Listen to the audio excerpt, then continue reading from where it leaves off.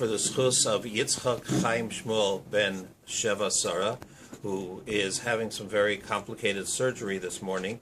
He was in a bicycle accident, and he had two shoulders, I believe, broken, and the surgeon is coming in from Florida to do the surgery.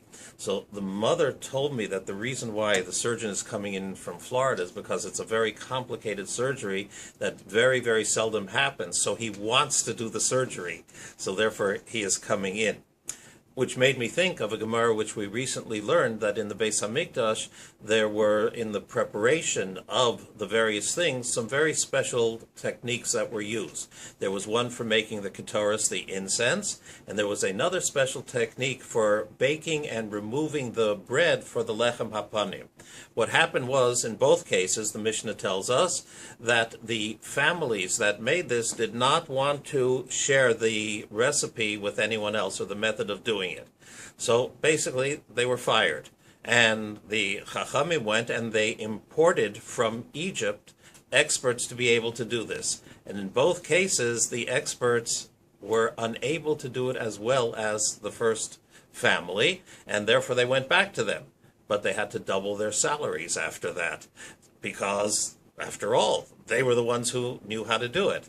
The question is asked in the Mesivta translation of the Gemara, explanation of the Gemara, is how were they allowed to live in Egypt? As we know, the Torah says that Lo Yoshev Derech Hazeh Od, you should not go back to Egypt. And of course the question is asked about many of the Gedolim, many of the great people who did live there, and also the very large Jewish communities that were there. They came from Alexandria in Egypt, that we know historically was one of the largest Jewish communities. And many answers are given as to how they were able to live there, to remain there. Among them are the answers that that which was forbidden is only in the cities, which in the past had been the real cities of Egypt. They were now living in new cities.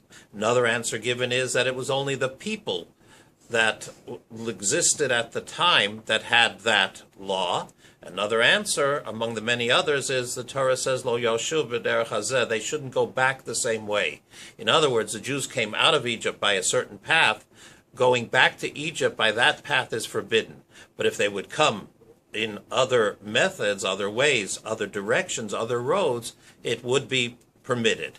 And therefore, for example, the Rambam, who came to Egypt from Spain to North Africa, continuing throughout the countries till he came to Egypt, it was for him not forbidden, as for the other Jews and the large Jewish communities who existed even till most recent times there.